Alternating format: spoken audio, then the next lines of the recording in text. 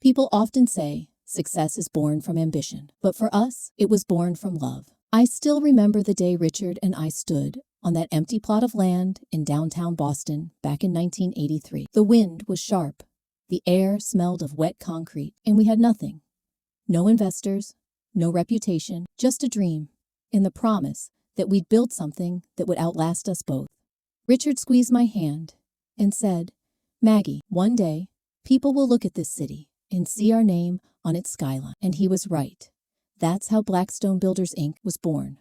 Not in an office, not in a meeting room, but on that patch of muddy ground where our boots sank deep and our hearts beat faster than fear. In the beginning, it was just the two of us. I handled the numbers, the clients, the contracts. Richard was the builder, the dreamer, the one who could look at an empty horizon and see a future rising out of steel and dust. We worked 12-hour days, sometimes longer. There were nights we'd eat cold pizza on construction sites, watching cranes swing under moonlight, laughing about how someday we'd tell our kids these stories. And when Ethan was born, he became our world, the living proof of what we were building for. I can still picture him, just 5 years old, wearing his tiny hard hat, running between workers at one of our first major sites, the Riverbend Towers project. The crew adored him. They called him Little Boss. I used to stand there, watching him copy his father, the way he'd cross his arms, tilt his head when inspecting a wall that hadn't even been built yet. Richard would laugh and say, "He's got your eyes, Maggie, and my stubbornness. God help anyone who stands in his way," and he was right again. As the years passed, Blackstone Builders became more than a company. It became our legacy. We built skyscrapers that kissed the clouds, malls that glimmered with glass and marble, neighborhoods where children rode their bikes on streets we paved. Every project was like a child to me, nurtured, perfected, and finally released into the world. But it wasn't just business. It was partnership. Richard and I were inseparable, not just in marriage, but in purpose. He used to say, "You're the mind, I'm the hands." And somehow, together, that was enough. There were struggles, of course, recessions, bad deals, dishonest partners. But we faced everything side by side. When money was tight, we mortgaged our own home. When banks doubted us, we built one project on pure grit and trust. I'll never forget the day we completed our first skyscraper, the Horizon Tower. We stood on the rooftop as the sun set over the city. Richard put his arm around me, eyes shining with pride. He whispered, "We did it, Maggie. We built our empire." And it really did feel like an empire. Not just of concrete and glass, but of memories, sacrifices, and shared dreams. Ethan grew up watching it all. The early mornings, the late nights, the boardroom battles, and the construction chaos. But he never complained. He wanted to be part of it. He studied architecture, then business, always saying, "One day, I'll take Blackstone even higher." And when he met Clara, I thought, maybe that was another beginning. She was charming, intelligent, and had that same ambition Richard once had. She fit so easily into our family. Or at least, that's what I wanted to believe. We welcomed her with open arms, because that's what family does. I thought she'd understand what we built, what it cost us, and maybe she'd love Ethan enough to help him protect it. Looking back now, I realize how naive that was, because love doesn't always come with good intentions. Sometimes it comes with motives buried beneath sweet smiles and soft words. But in those early days, those golden years, there was nothing but pride. Every time I looked at our company's logo, carved into the marble entrance of our headquarters, it filled me with warmth. We had created something out of nothing. We had beaten the odds, built an empire from dust, and raised a son who would inherit it all. Back then, I didn't know that the same empire we built with love would one day become the battlefield for betrayal. But for now, in my memories, it's still beautiful. The sound of hammers, the smell of sawdust, the laughter of workers, and Richard's voice echoing through the half-built halls.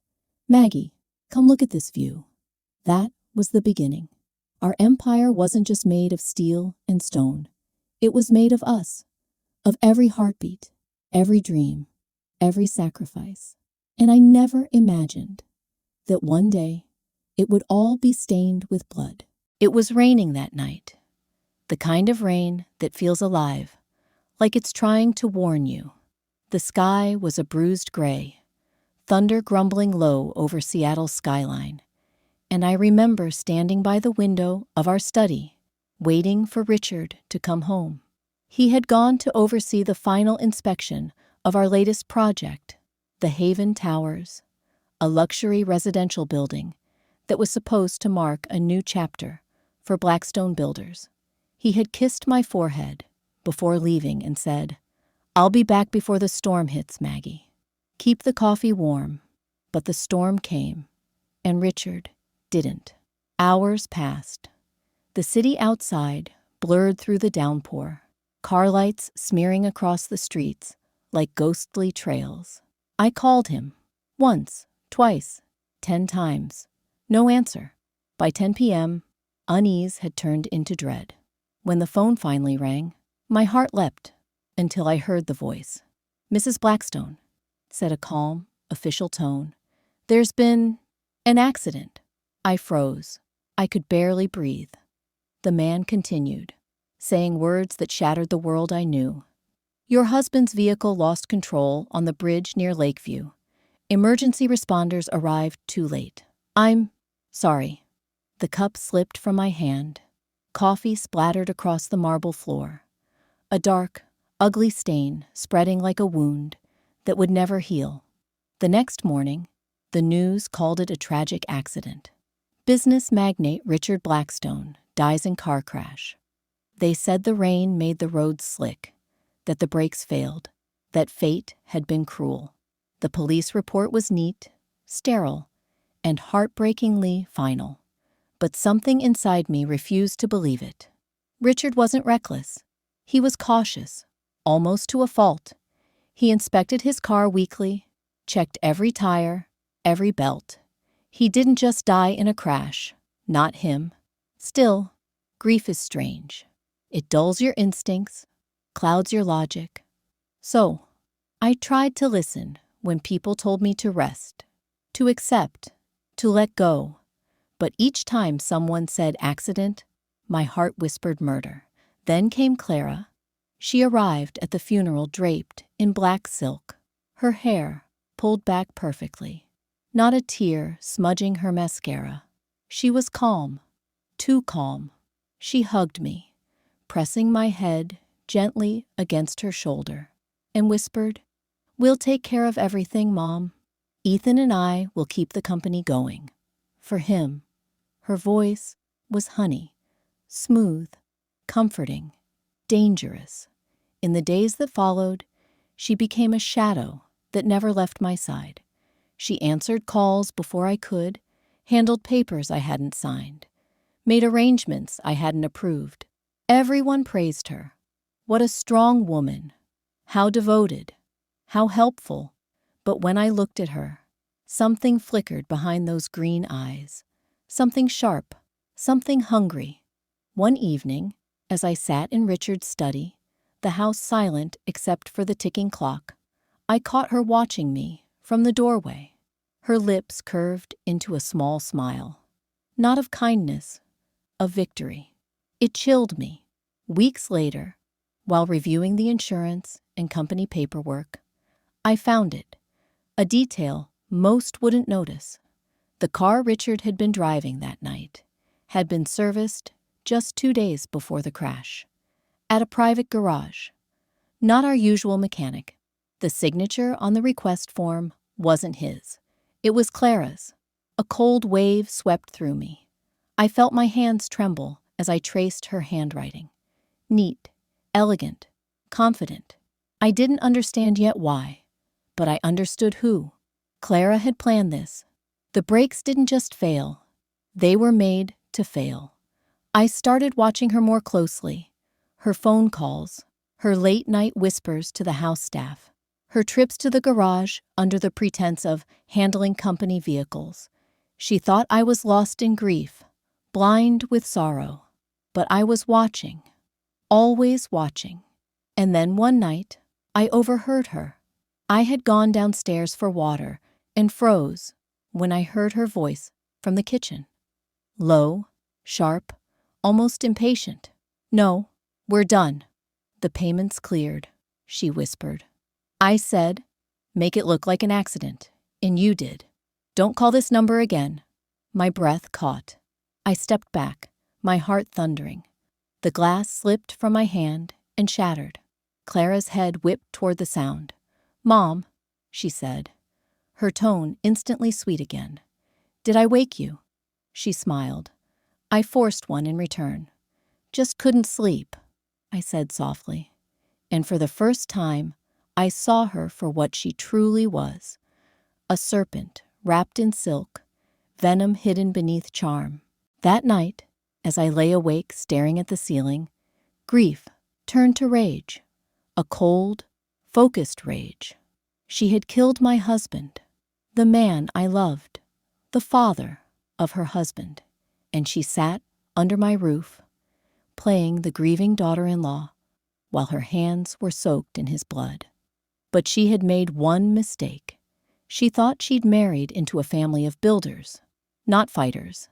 She didn't know that the woman she was trying to deceive had built an empire from the ground up, brick by brick, deal by deal, and could destroy one the same way. So I decided that night I would not go to the police. Not yet. Number. I would make her pay the same way she made Richard die.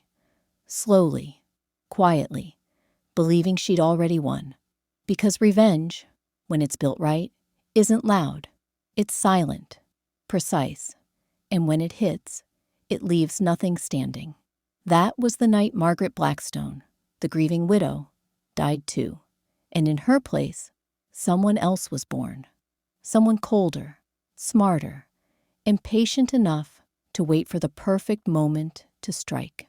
There are ways of killing a life that don't involve blood. They are quiet, surgical things. A whispered doubt here, a misplaced file there.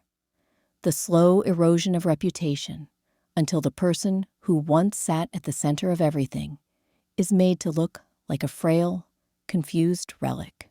Clara understood those ways.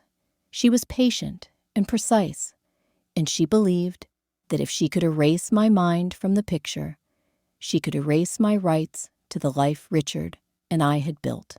It began with small things that could be dismissed. A misplaced prescription note, a lipstick stain on a handkerchief I didn't recognize.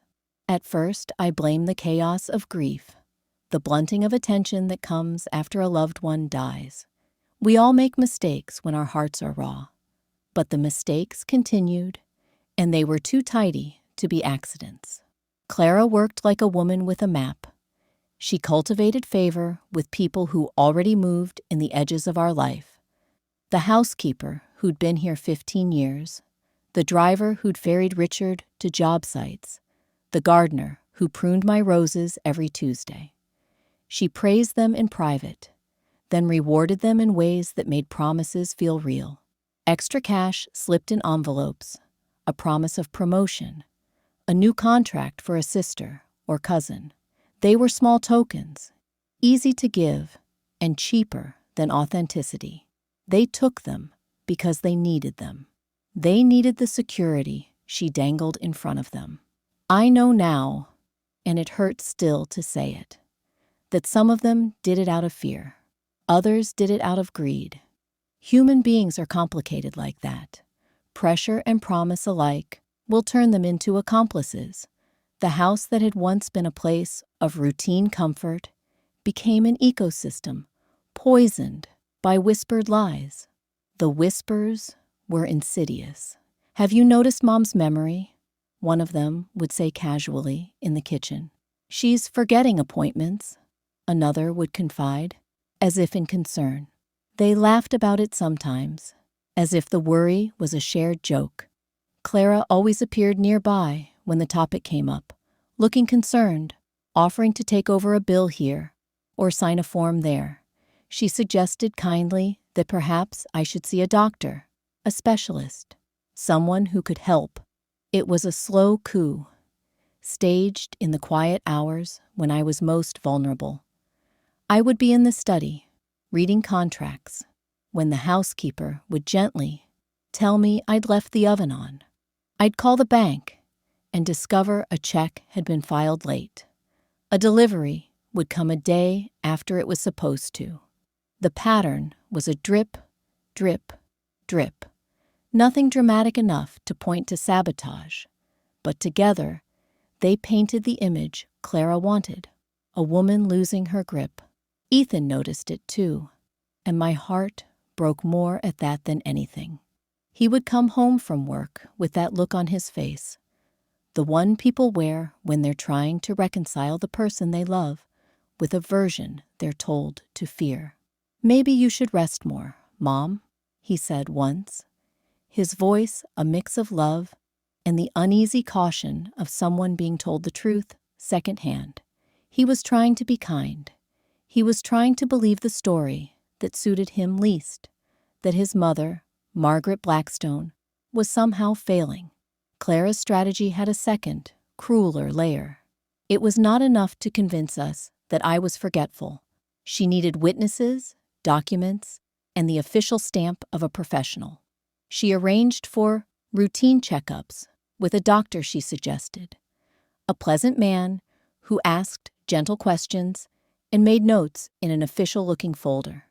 He was too quick with conclusions. He smiled and said words I'd never expected. "There are signs of early cognitive decline." He suggested a baseline test. He suggested that perhaps I would be more comfortable in a smaller environment for a while, where someone could manage things for me. The suggestion was a blade wrapped in velvet. I refused to surrender in whispers.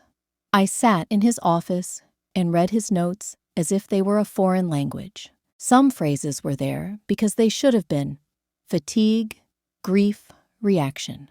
Other phrases were stretched into a narrative they didn't fit.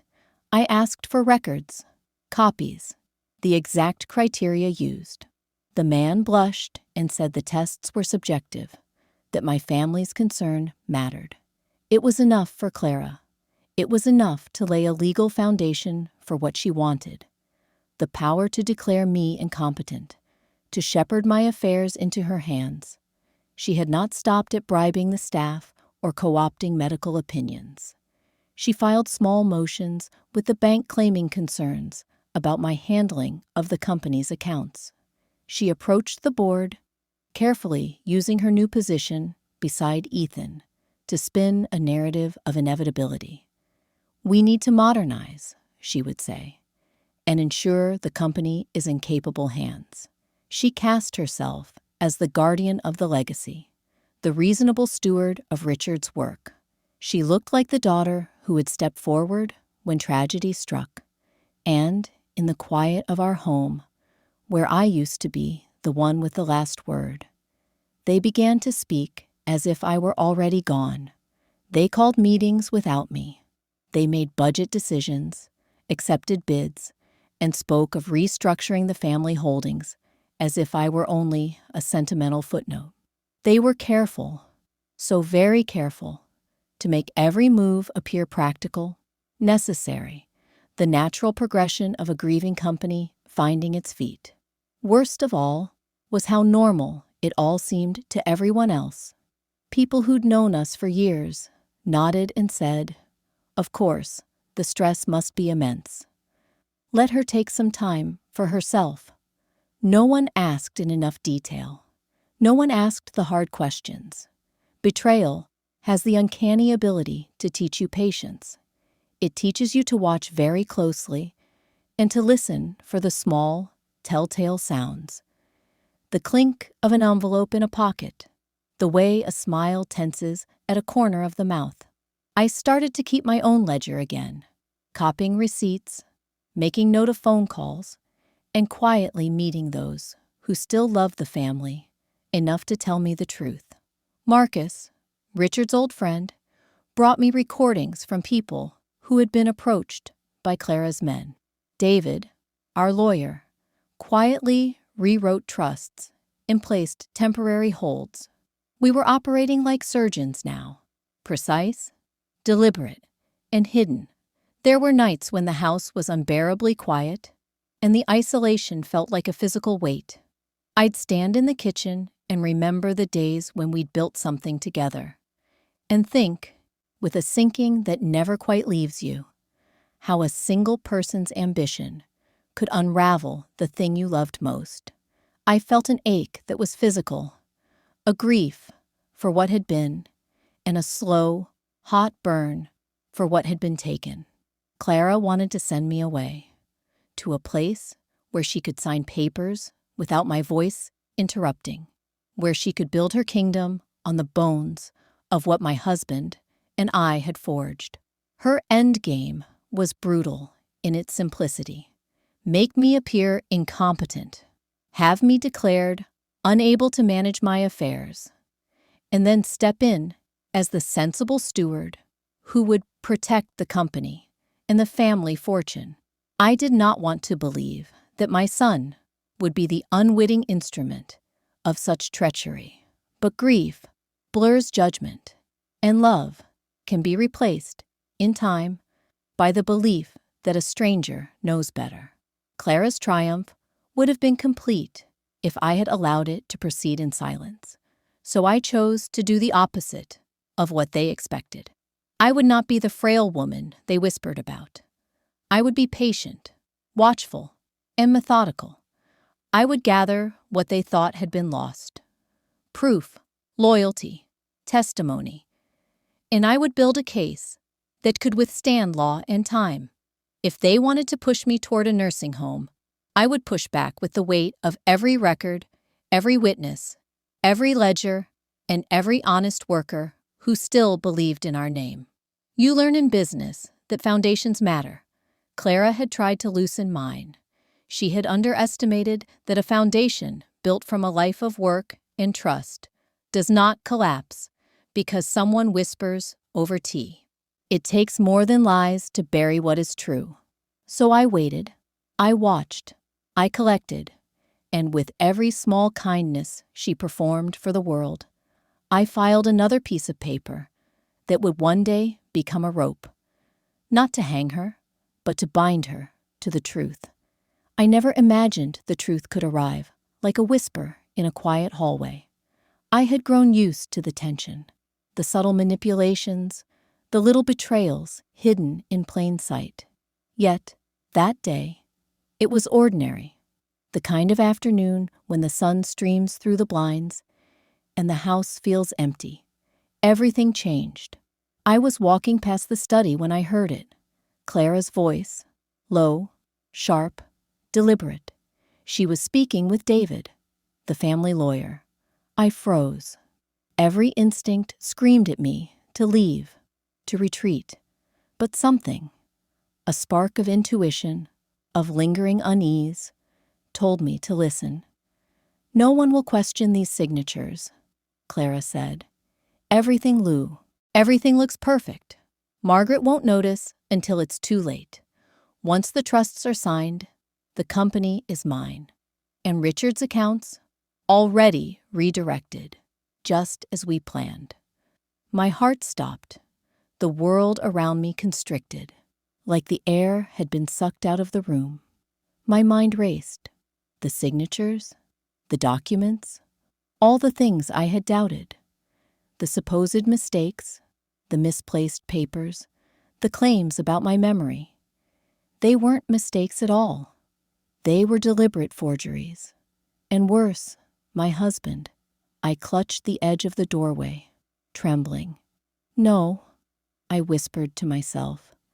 "It can't be." But the words Clara spoke next confirmed the nightmare. "In the mechanic, he's been paid well. He knows his role. Richard never saw it coming. Perfect timing." My vision blurred. The accident that had claimed Richard's life, the one we all mourned, the one I had tried to accept as fate. It hadn't been an accident at all. Clara had planned it. My daughter-in-law, the woman I had welcomed into the family, the one I had trusted, she had killed my husband. I retreated silently, every step heavy with disbelief, fury, and a growing resolve. I had to know everything. I had to gather proof, not just for myself, but to protect Ethan and the legacy Richard and I had built. Over the next days, I began my quiet investigation. I revisited Richard's financial records, retracing the transactions that had puzzled me before. There it was. Payments to a local mechanic, cash transfers hidden among ordinary business expenses. Phone records showed repeated calls between Clara and the mechanic, timed suspiciously around the day Richard died. I spoke discreetly with the house staff, the few who hadn't yet been fully swayed by Clara's bribes. Hesitant at first, their fear palpable, they finally spoke. Threats had been made, warnings whispered. Anyone who tried to interfere or speak up would be ruined, they said. But now, with the evidence starting to surface, the truth began to awaken even the most frightened hearts. Every piece of information I uncovered solidified the horror I felt. Clara had orchestrated everything: the accident, the financial manipulation, the false image of a caring daughter-in-law. She had planned to seize control of the company and fortune while I was pushed aside. And she had succeeded once already, with Richard. The weight of it pressed down on me, a mix of grief, rage, and disbelief. I wandered through the halls of the house, touching the things Richard had loved, the photographs of our family, the models of our skyscrapers and projects we had built together.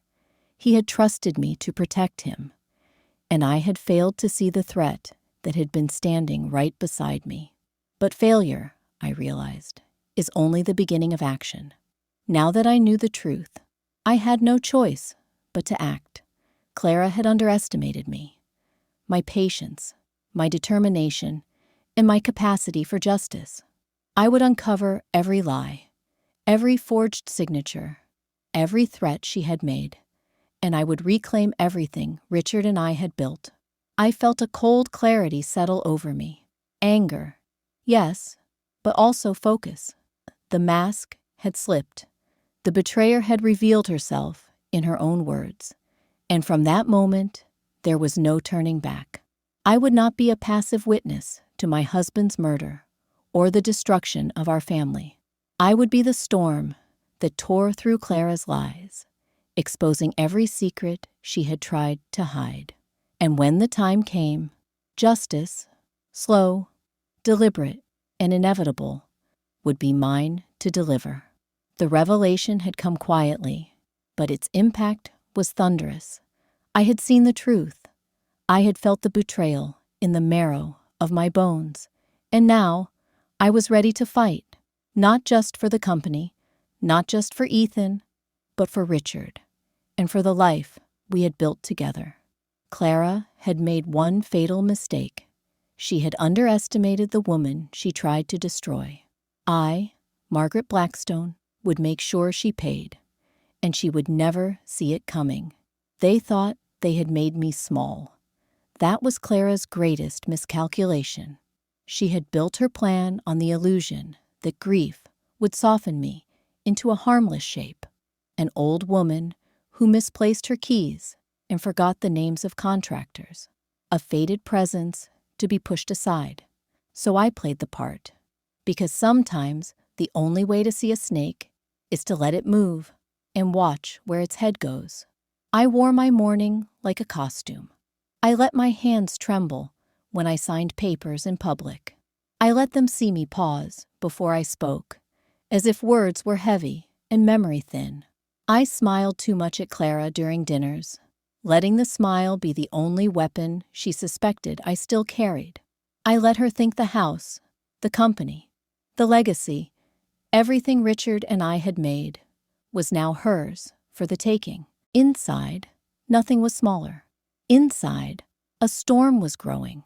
I called David, softly, in those early weeks when suspicion felt private, rather than explosive. David had been with us through contracts and crises. He knew how to read a ledger and how to read a person. When I told him what I had heard in the hallway, his face tightened in the way a man's face does when law and family tangle. "We need to be careful," he said. "If Clara suspects us, she'll burn everything. Quietly is our only path." Quiet it would be. We began in plain places. David requested discrete copies of every document Clara had touched in the last year. He subpoenaed shadow accounts, traced transfers, and quietly froze any assets that smelled off. He put temporary holds where he could, without sounding an alarm to the board. The legal work was ugly. Forged signatures, shell companies, payments rerouted through contractors who folded under pressure. It read like a map of greed, but legal paper alone rarely becomes a prison. We needed more, a chain of evidence that would stand up not only to a lawyer's scrutiny, but to a jury's. And so I called upon a resource few expected a grieving widow in my position to use, the FBI. When the agent sat across from me at the kitchen table, his face professional and unblinking, I felt the oddest relief. He listened to my story without pity, without the theatrics of courtroom drama. "We'll need proof," he said. "We'll need corroboration." I gave them what I had. The recorder I'd found in the storeroom, the photo of the forged maintenance report, the notes from the maid who had been too frightened to speak. The agent nodded, the kind of nod that means the quiet wheels are starting to turn. While the FBI did their work objectively, I collected other things in the house. I set up cameras in places I had every right to watch. The study, the office, the drawer, where Clara liked to hide small envelopes. David had them installed under the guise of updating our security system. Clara noticed nothing. Why would she? She believed she had already won. I made my performance precise. I asked for help finding my reading glasses and pretended to confuse the project names. I let Clara take the lead at a board meeting, then made a point of praising one of her suggestions publicly, so her ego would puff and she would push harder. An arrogant person reveals themselves by trying to prove they're indispensable. Clara did just that, signing documents, making phone calls, boasting quietly to the staff about her new direction, and she slipped. One night, a camera I'd asked David to check for a wiring fault captured Clara at Richard's desk. She was calm, self-contained, but her phone lay open beside her, and she spoke into it as if she were writing the script of her victory. "The mechanics paid," she murmured. "The papers go through next week. Margaret won't suspect. Make sure no one touches the storage box." Her voice, smooth, confident, was the voice I'd heard in the hallway months before. That recording, when we handed it to the FBI, unspooled the rope that would tie her to everything. We worked slowly. The FBI cross-checked Clara's phone records, tracing calls to the mechanic and payments to shell companies. They interviewed the house staff, not as frightened whispers, but under the protection that federal agents provided. One by one, their stories aligned. A man at the garage who'd been paid cash to look over brakes. Envelopes slipped to a night shift worker who was told to stay silent. A driver who'd been promised a new contract if he enabled a route. Fear fell away under the weight of truth. And through all of that, I kept the public narrative simple. An old widow trying to manage the life she'd shared with her husband. I let them see me as fragile because, in that fragility, Clara let down her guard. She began to assume she could move faster than the law, faster than the people who still remembered what we had built honestly. While the FBI assembled the case, David and I rewrote the foundation that would keep the company safe from abrupt theft. We created a trust, complex and ironclad, that transferred the company's shares into a structure I controlled. It was elegant in its simplicity, a trust intended to protect the company in case of unexpected incapacity or influence. The paperwork looked routine, the kind of corporate housekeeping that board members sign without thinking. Clara missed nothing in the gleam of newly appointed titles and assumed powers, but she did not notice that the true ownership had quietly shifted where it could not be touched without my consent. When the moment came to make the trap visible, we were ready. The FBI had all it needed: recorded conversations, bank transfers triangulated with testimony, confessions pushed out of fear by staff who wanted immunity. David, always measured, coordinated with the agents to make certain the legal net would be airtight. The day the agents came was a slow, sunlit morning, ordinary on the surface. Clara arrived at the office buoyant, triumphant, checking her phone and smiling as if the world belonged to her. I walked into the boardroom, my hands steady, my face composed. There was no shout, no dramatic reveal. I simply sat, and then the door opened, and men in suits filed in, not to arrest me, but to read the charges. It was surreal.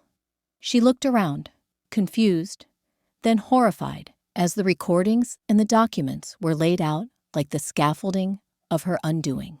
In the quiet aftermath, when the noise of sirens had faded and the staff whispered in shocked clusters, I stood on the steps of the building and allowed myself a small, long breath. I had not celebrated. There was no exultant laugh, no gloating victory. The justice I had sought felt bitter and necessary, like medicine strong enough to heal a wound, but leaving its own scar. People asked me later if I felt vindicated. I told them the truth. Vindication never felt like triumph. It felt like balance. Balance for the husband whose life had been stolen. Balance for a son who deserved the truth. Balance for a company that had been built with honest hands. Revenge is a dirty word in polite conversation. What I had done was not cruelty. It was the correction of an injustice. I had played small, so the snake would show its head. Then I closed the trap with all the careful tools I had learned from a lifetime of building things: patience, precision, and an unshakable commitment to the foundation. When it was over, the trust held. The company stayed intact. Clara could not touch what she had tried to steal. Ethan, wounded and shocked, began to understand the depth of the betrayal. He learned, the hard and honest way, that sometimes the most loving thing a parent can do is protect the future, even if the protection requires a hard, clandestine work that leaves the protector hollowed in the middle. I still walk past Richard's desk sometimes. The chair is his. The model of Horizon Tower still sits on the shelf, and the house is quieter now. I do not pretend I am whole. I keep my ledger close, but I sleep a little better. I have learned that building is not only the work of hands, it is also the work of the heart, learning how to guard itself when the world grows sharp. They thought they had made me small.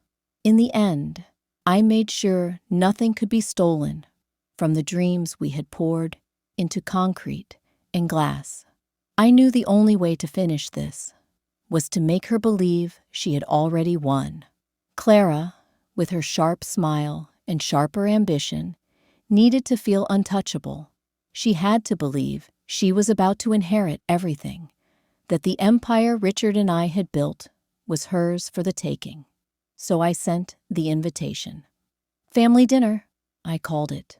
A rare gathering, I said, to honor the company and the legacy. Clara accepted immediately, her excitement barely hidden. She walked in as if she were stepping into her kingdom. Every step, every glance was measured arrogance. She didn't see the cameras in the corners of the dining room, the small microphones hidden in the chandelier. I played my part perfectly. I poured the wine, asked about her plans for the new management, complimented her supposed brilliance. I let my hands tremble slightly as I brought out the estate papers. She leaned in, smiling, ready to sign over the company in the trust I had carefully prepared. I watched her eyes light up. She thought she had cornered me, thought she had already won. The papers she held were not what they seemed. Under the legal jargon, each line was a confession, admissions of fraud, falsified documents, and even Richard's murder.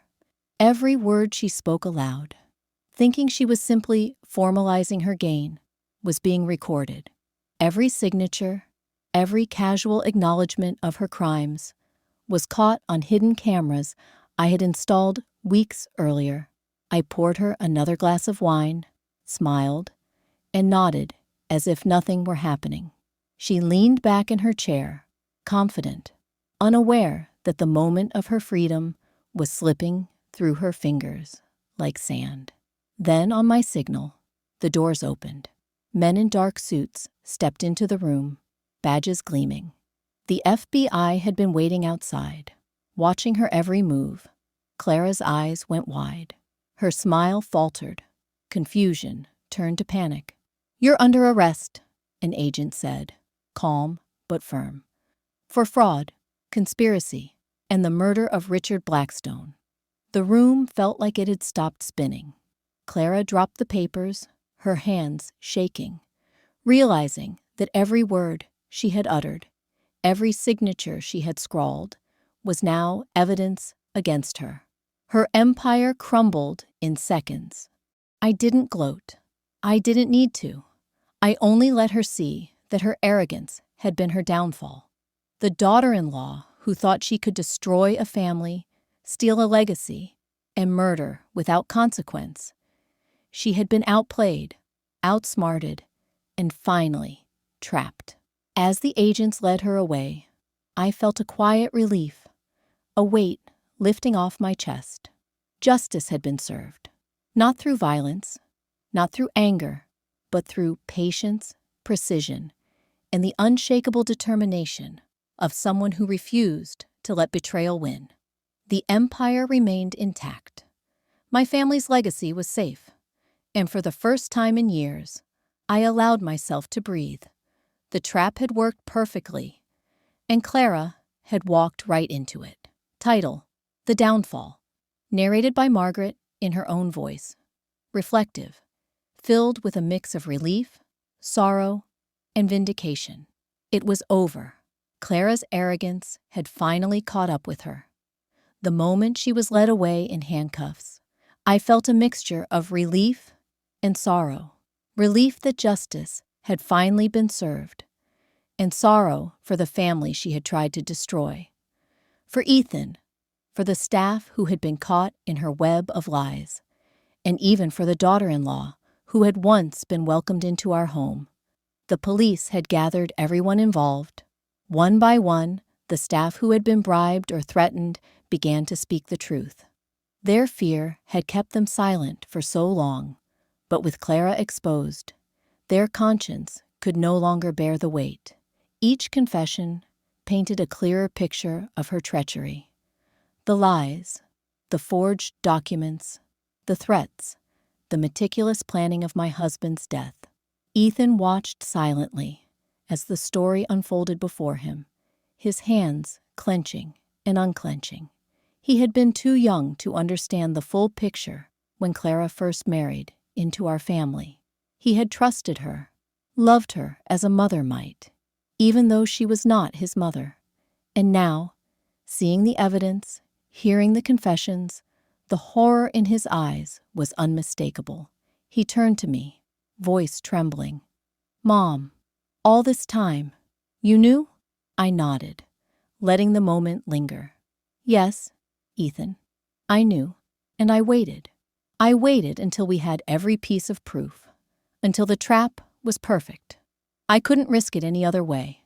He swallowed hard, the weight of betrayal settling heavily on his shoulders. She tried to destroy everything, even Dad. "Yes," I said softly, squeezing his shoulder, "but she underestimated patience, and she underestimated the bond we share as a family. She thought greed could triumph over love. She was wrong. The legal process moved quickly. Clara was charged with murder, fraud, and conspiracy. Each piece of evidence we had painstakingly gathered, the documents, the recordings, the testimonies of the staff, built an unbreakable case. The courtroom became her reckoning. I sat there quietly, watching as the truth unfolded. Clara's confidence shattered with every witness, every piece of evidence that exposed her lies. I saw her try to maintain her composure, but it crumbled. Her empire of deceit, the life she had imagined for herself at our expense, dissolved right in front of her. Ethan's gaze met mine during the sentencing, and I saw pride and relief mirrored in his eyes. My son understood now what I had carried silently for so long. The vigilance, the quiet planning, the careful patience that had ensured our family survived.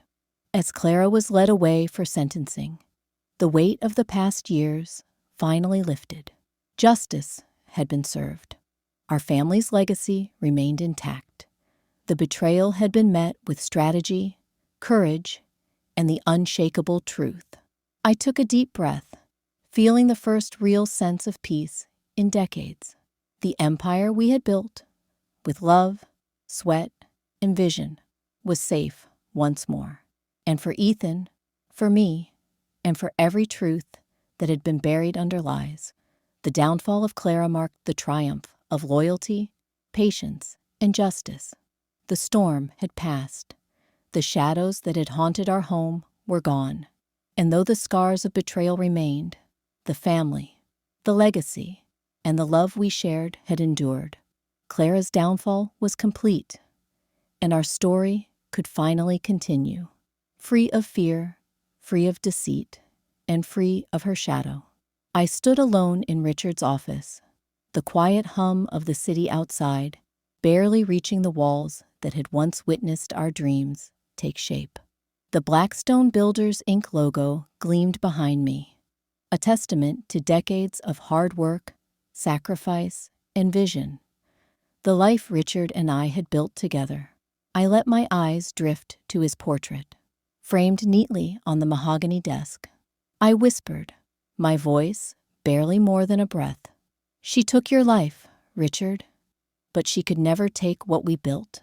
Not the skyscrapers, not the neighborhoods, not the legacy we dreamed of together.